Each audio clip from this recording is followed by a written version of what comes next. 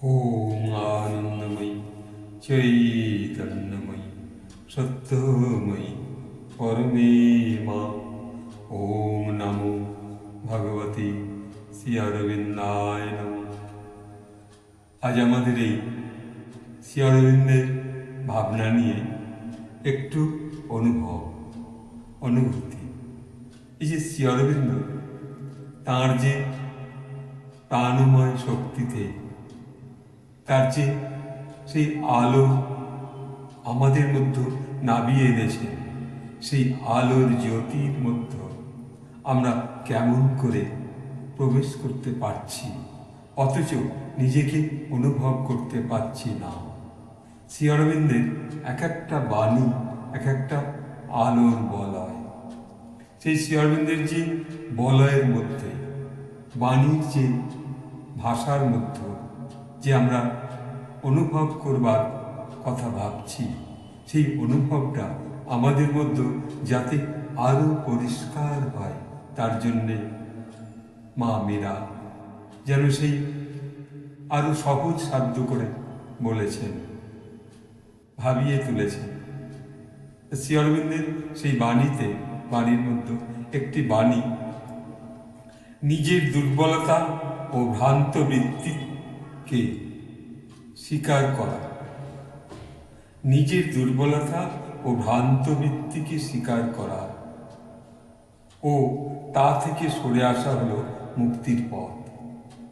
তাহলে আমরা মুক্তির পথ চাইছি তার কাছে। তুমি আমাকে ভাবনার মধ্যে, শক্তির মধ্যে, অনুভবের মধ্যে মুক্তি দাও। তো তুমি মুক্তি দাও হে প্রভু, হে প্রভু শ্রী অরবিন্দ।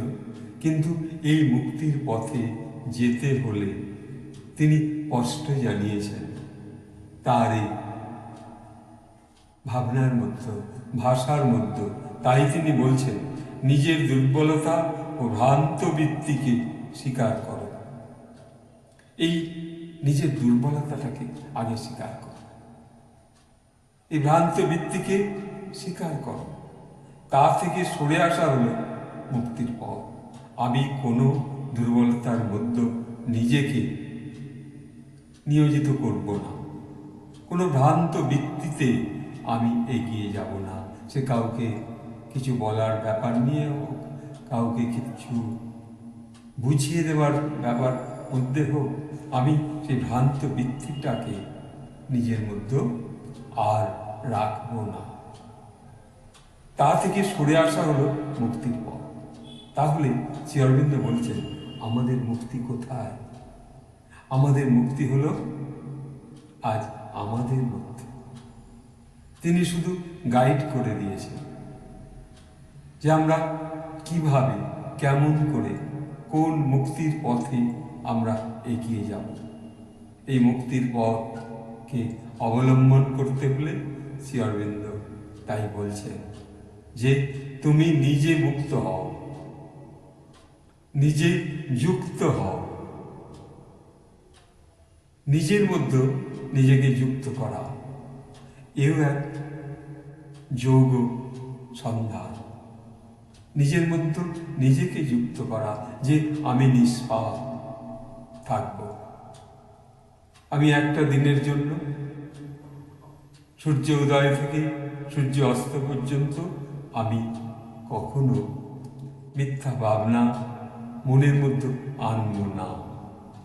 এই যে অনুভব, এই অনুভূতি আমরা যদি নিজেকে রক্ষা করতে পারি এই ভাবনার মধ্যে, তাহলে আমাদের শ্রী অরবিন্দকে আরও বেশি স্মরণ মনন করে নিজেদের মুক্তির পথকে খুঁজে আনার সুযোগ আমরা পাব।